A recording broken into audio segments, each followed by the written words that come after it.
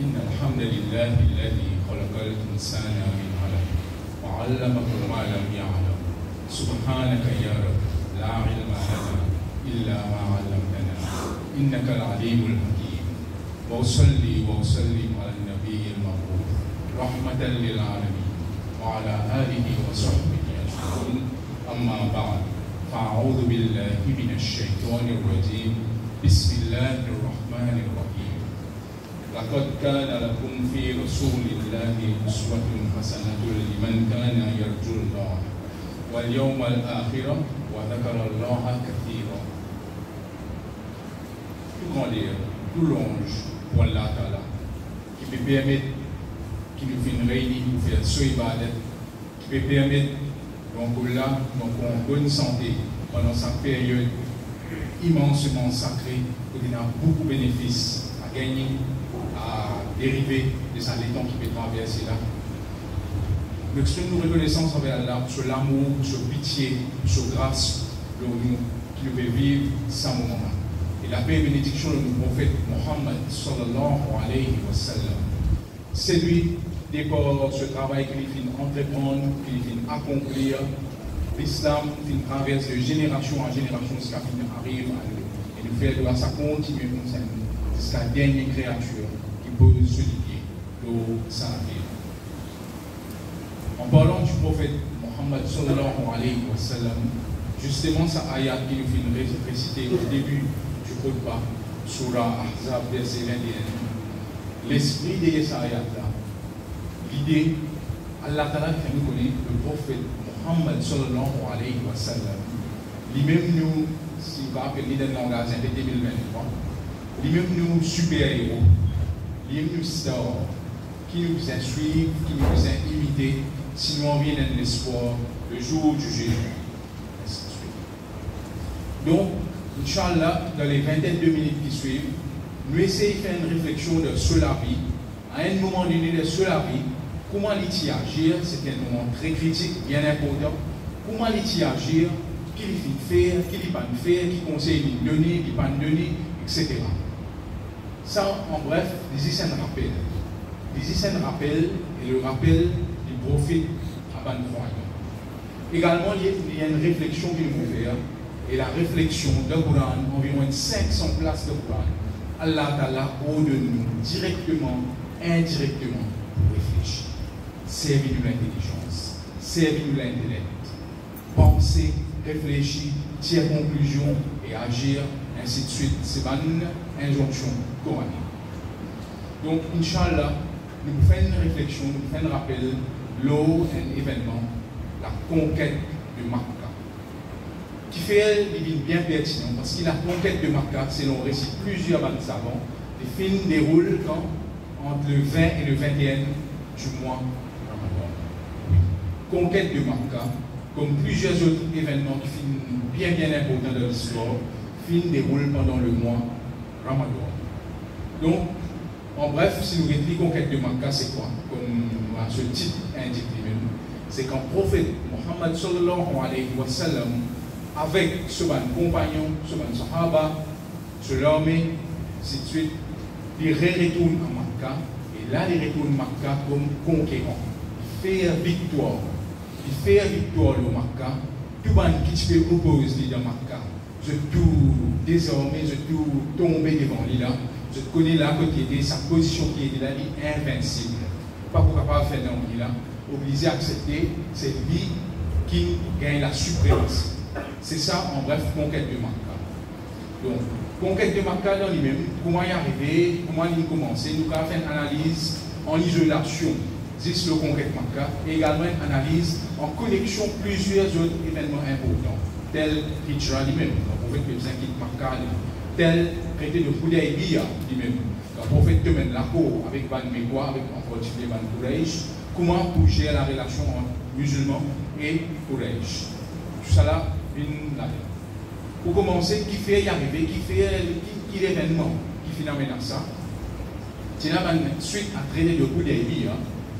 Donc, c'est une trêve, c'est un cessez-le-feu de 10 ans entre Quraysh et prophète et ce Ban Sahaba. On a deux parties là, c'est le feu de 10 ans, mais pas qu'on ait la guerre, pas qu'on ait rien. Chacun pour respecter son camarade, pas qu'on ait l'agression, pas de non-agression.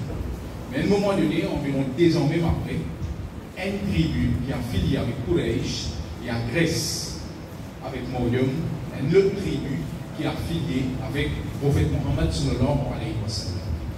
Sans information sûre, confirmée là, arrive à l'oreille du prophète Mohammed sallallahu alayhi wa sallam, tout de suite il dit là, il vient de donner une réponse. S'il laisse ça comme ça même, pas faire aucune réponse, mais l'autre partie pensait que je tenais à la main libre, je pensais que je impuni, alors je garde, enchaîne les autres actions. Première réflexion qui s'avine dans la tête, c'est nos deux frères, frères Adil et frères Mouzambil, qui attaquent ce contrôle des hauts là, free à l'ensemble. Prophète Mohammed sallallahu alayhi wa sallam, quand on a Grèce, une tribu qui est affiliée avec lui, tout de suite, il dit, on va bien répondre. On va pas rester par quoi. Comment dire? On va pas rester par quoi. Nous avons fait un contraste avec Palestine à l'accent en ce moment qui peut dérouler. C'est pire, pas juste provocation, pire que provocation qui peut dérouler. Quand ça, on est, rentre dans l'église, rentre dans une prière, agresse Timoun, fait tout cas des barbaries, tout cas des actes. Un plus barbare, on peut la terme pour qualifier. Je ne vais pas prendre beaucoup d'exemples comme ça dans le monde, sinon nous avons Palestine, nous avons beaucoup d'exemples. Mais en vrai tout, quand ban qui supposé réagir, quand ça concept de l'Oumma qui dit l'Oumma c'est celle l'écho ça, n'importe qui partit de ça l'écho là souffrir, c'est l'écho là en entier qui ressentit la souffrance. Bien sûr, une position qui dans Maurice, il y a un grand moyen de réponse, apporte droit, apporte fait droit, nous ban faire droit. Mais quand ban qui est dans le pouvoir militaire, pouvoir diplomatique, pouvoir économique, que tu es capable de donner une possibilité de donner une réponse. Et puis, belle, le reste, ça, c'est un petit apport. Donc, le prophète enchaîné, il sortit, il allait faire conquête de Makkah, il allait à Abu Sufyan, venir essayer de négocier, essayer de trouver. Parce que normalement, Makkah, à ce moment-là, je ne fais pas, ça l'armée musulmane, je connais les affaires par rapport à négocier, dans nos langages communs. Abu Sufyan, il est un grand chef de Makkah, lui-même, il descend, il essaie de négocier. En fait, il y a tout ce ban stand, il y a tout ce ban plaidoirie, il y a l'inette, il y a une déterminée là, et il y a il sortit, prend le soin. Sauf ce ban bien proche conseiller, ce ban bien proche compagnon, il ne pas dire exactement sur l'intention c'est quoi. Il y a des Quraysh, il attaque Makkah, il peut bien Quraysh, ou bien il peut faire une autre mission. Il ne peut pas dévoiler sa information. Il prend la peine pour garder sa information. C'est une mission très proche. Sinon, la grande majorité, elle leur de 10 à 12 000, sinon plusieurs ici, n'a pas connu vraiment qui l'intention pour faire Mohammed sallallahu alayhi wa sallam.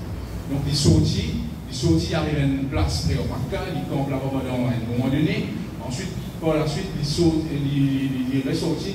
Là, il marche au Makkah. Il marche au Makkah.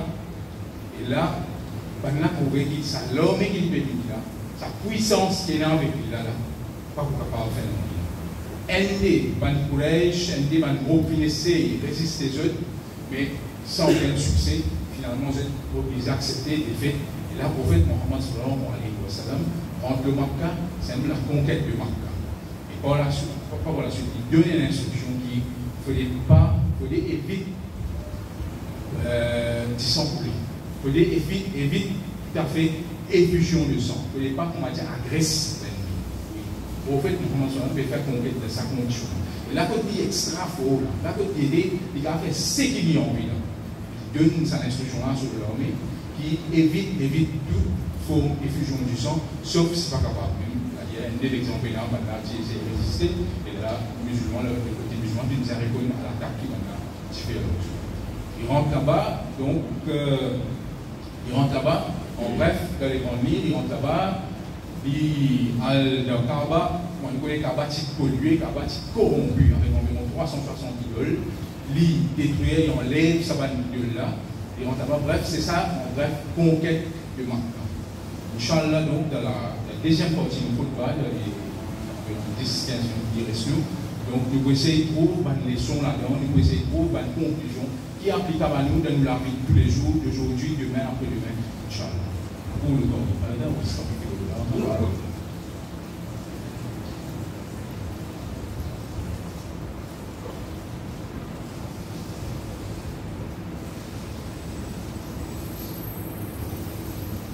Alhamdulillah Rabbil Alamin, wassalatu wassalamu ala ashrafil mursalin, Sayyidina Muhammad. Pendant qui maintenant nous allons chercher son détail, nous allons tirer des conclusions, leçons, tout ça, etc.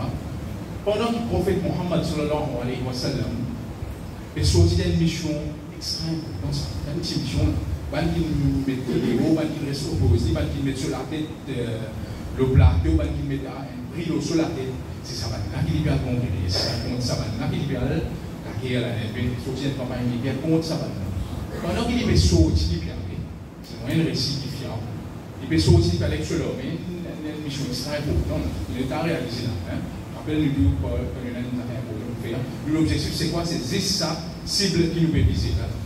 Il peut sortir, il peut aller sur l'homme, 10 000, 12 000, c'est un grand homme qui est ça, vous savez comment.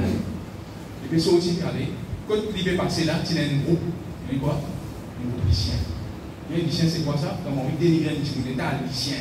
Parce que ça va nous dire là, parfois, quand nous allons s'appeler là, c'est un groupe lycéen. Il donne l'instruction à ceux-là, prends précaution. C'est un groupe lycéen. C'était ça le prophète Mohammed. C'était ça, respect qu'il accorde à une forme de vie. Pas une cause du monde, pas une cause non musulman, pas une cause de l'ennemi, comme une forme de vie. À un groupe lycéen. Un groupe lycéen qui parlait un groupe lycéen.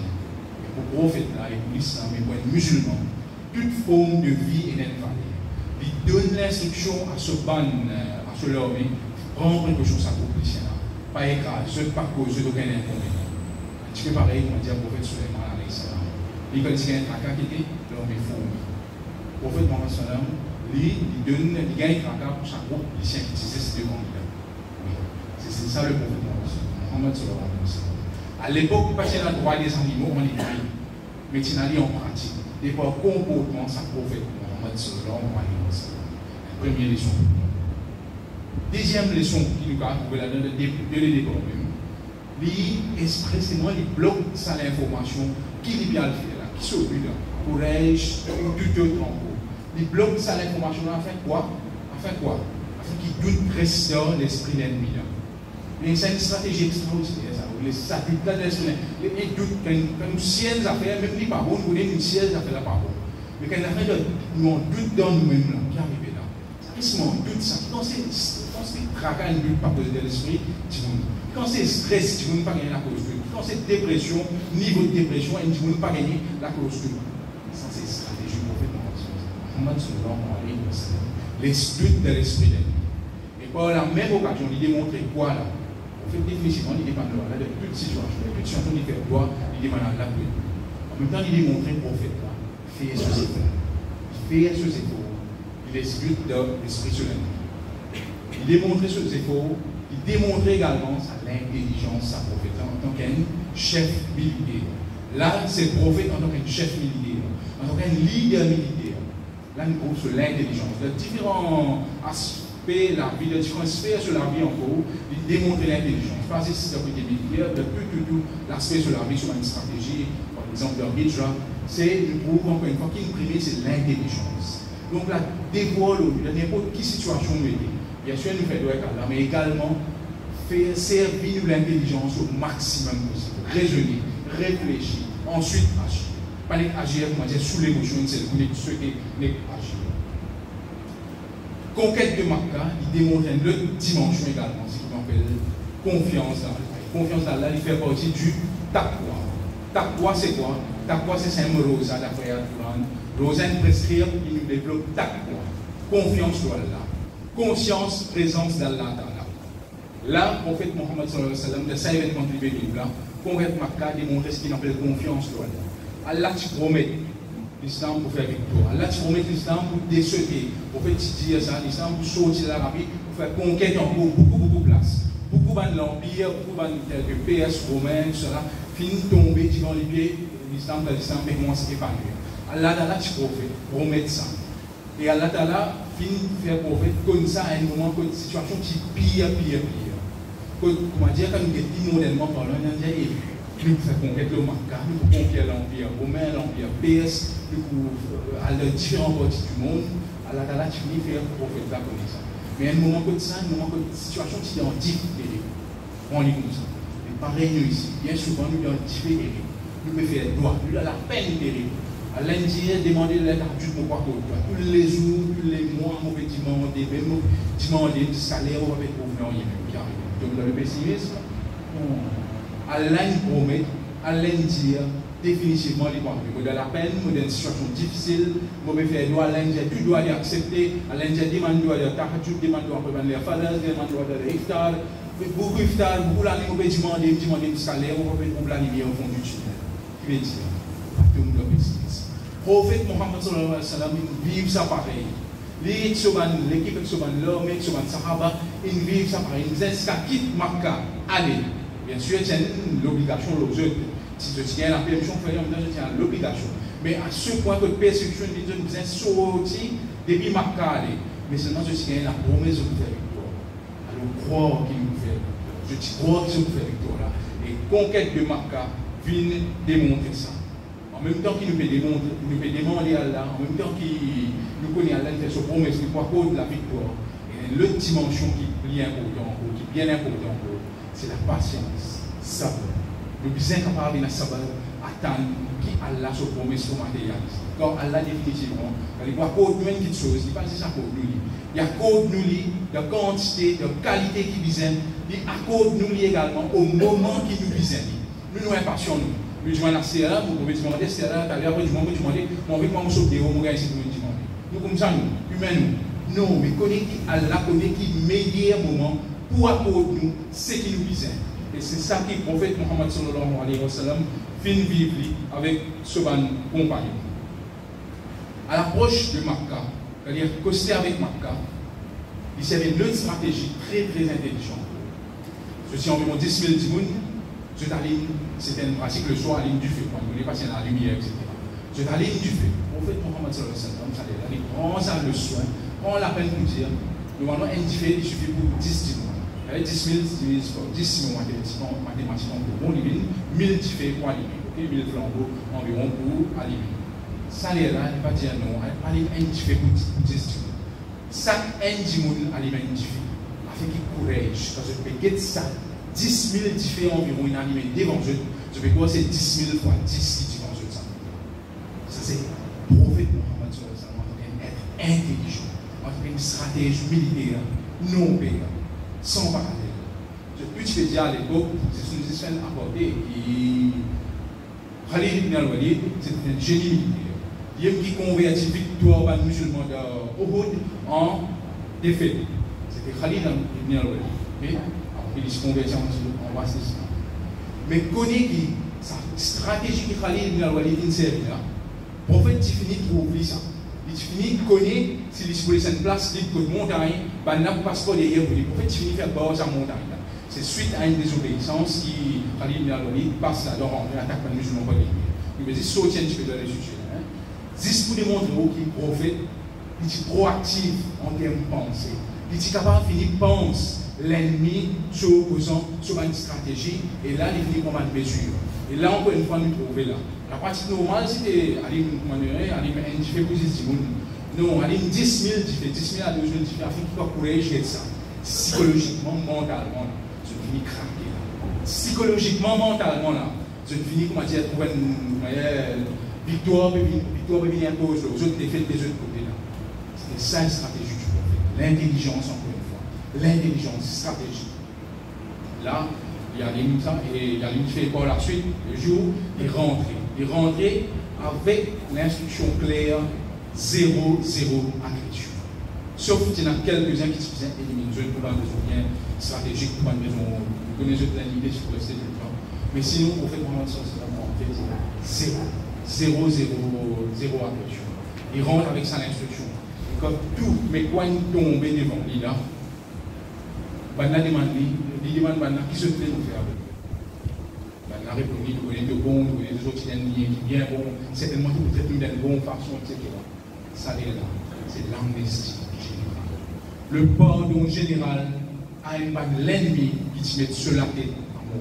Le pardon général, qui vient faire lier sur un compagnon, subir toute forme de persécution. Le pardon général, qui vient presque détruire sur une famille, qui assassine un monde bien proche de sur une famille. Et qui pas pour hésiter ce qui gagne de côté là, si vous avez pas de temps pour pitié, c'est presque sûr, je pourrais faire la même prise de position vis-à-vis de sa prophète. Définitivement, ça niveau pardon. Nous ne pouvons pas parler. L'histoire est impériale. Il n'y a aucun emploi qui n'a pas arrivé à ce niveau-là. Il n'y a aucun grand candidat qui nous connaît dans l'histoire qui n'a fait le pardon à ce niveau. Sinon, nous-mêmes personnellement, nous-mêmes individuellement, alors nous de Ramadan. Ramadan, c'est le mois du pardon. Gain pardon avec nos créateurs. Mais également entre nous, frères, sœurs, cultive le pardon. Et le prophète Mohammed sallallahu alayhi wa sallam, pendant Ramadan, dans sa dernière tiers du Ramadan, 20 à 21e jour de Ramadan, à quel niveau il élève sa pardon? Définitivement ce standard, sur l'éthique, ce niveau qui est coopérer, personne, ne serait-ce qu'un bout, ne va pas arriver à ce niveau-là. Mais au moins, on nous connaît derrière le Coran, il y a nous super-héros, il y a nous stars, il y a nous acteurs, il y a nous qui nous invitent là, ça. Il y a nous modèles, nous rôle modèle.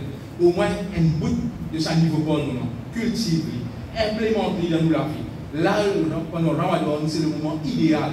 Mon frère qui m'a dit, moi, j'ai juré, pendant 6 mois, je vais mettre l'ipé devant sur la peau. Pendant 6 mois, je vais laisser mettre sur le bout de l'ipé devant la peau, ne serait-ce qu'il dans la peau. Il est pour finir ça. Pour nos propres bénéfices et pour nos bénéfices spirituels dans le monde qui peut venir après là. Et là, une autre action importante, une grande dimension que le prophète Mohammed sallallahu alayhi wa sallam fait, il rentre dans Kaaba, il enlève, il jette tout ça dans l'idole là. Littéralement, c'est la bataille contre Shirk. C'est une solution.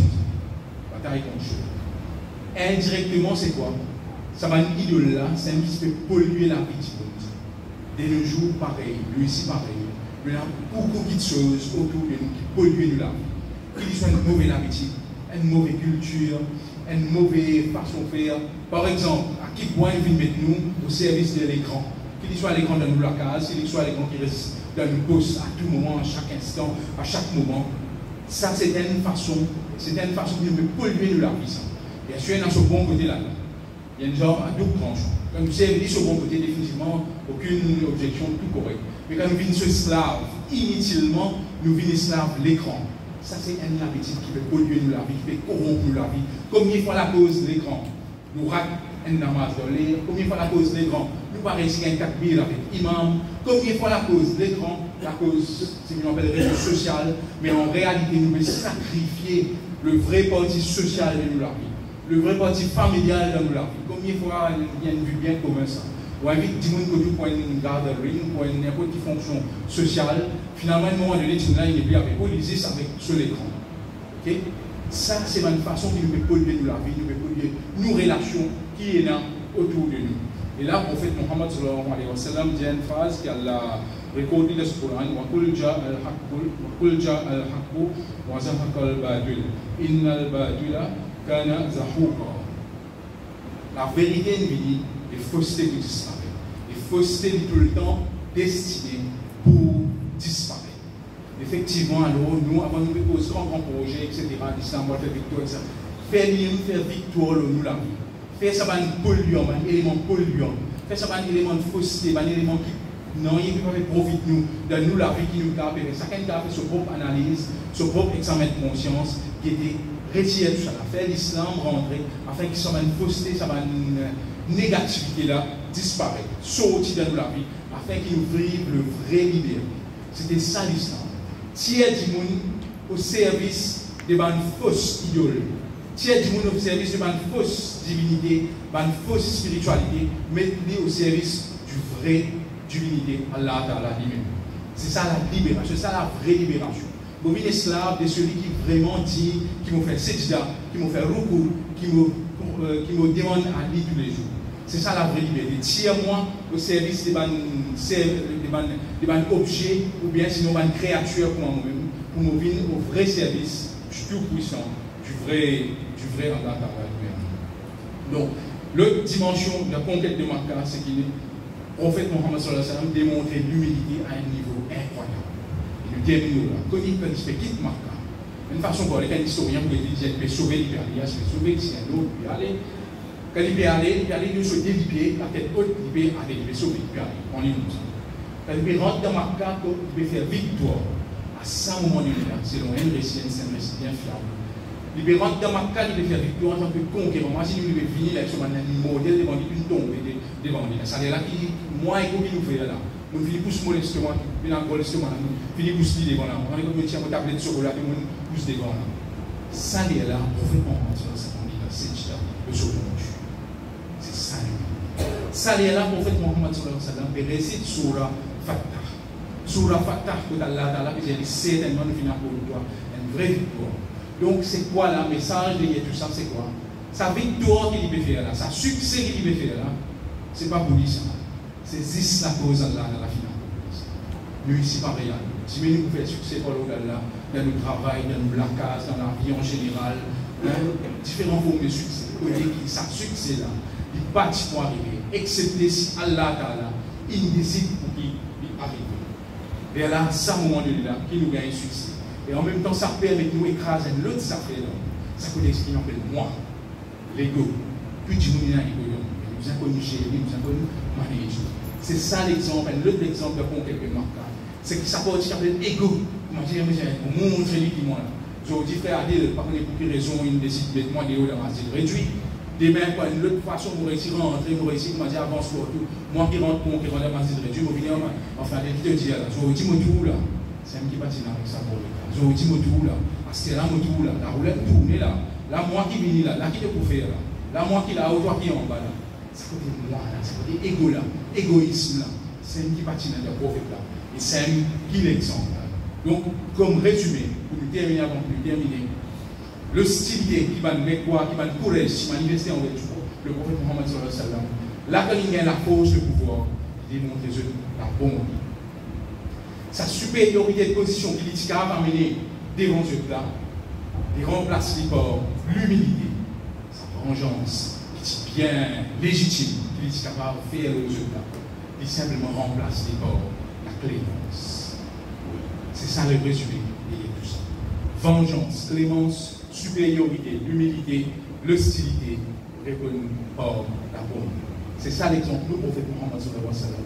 Et surtout, c'était pendant Ramadan, le 20 à 21 Ramadan, c'est le moment de réciter faire conquête de Makkah. Et bien sûr, nous ici, nous suivons ça. C'est ça qui nous est implémenté de nous là. Ça, c'est un partie, un aspect de cela. Aujourd'hui, c'est vendredi, donc nous profitons d'envoyer beaucoup de salam de nos prophètes Mohammed sallallahu alayhi wa sallam. اللهم صل على سيدنا محمد وعلى آل سيدنا محمد وبارك وسلم. ربنا لا تجعلنا مع القوم الظالمين. ربنا لا تؤاخذنا إن نسينا أو أخطأنا. Nous faisons Allah Ta'ala permettez-nous de profiter encore. Ça va être quelques jours précédés de Ramadan et surtout le dernier tiers, les 10 nuits plus profitables qui est là. Nous faisons qu'Allah Ta'ala permettez-nous de profiter, maximum profit là-dedans. Et permettez-nous également de profiter beaucoup de Ramadan.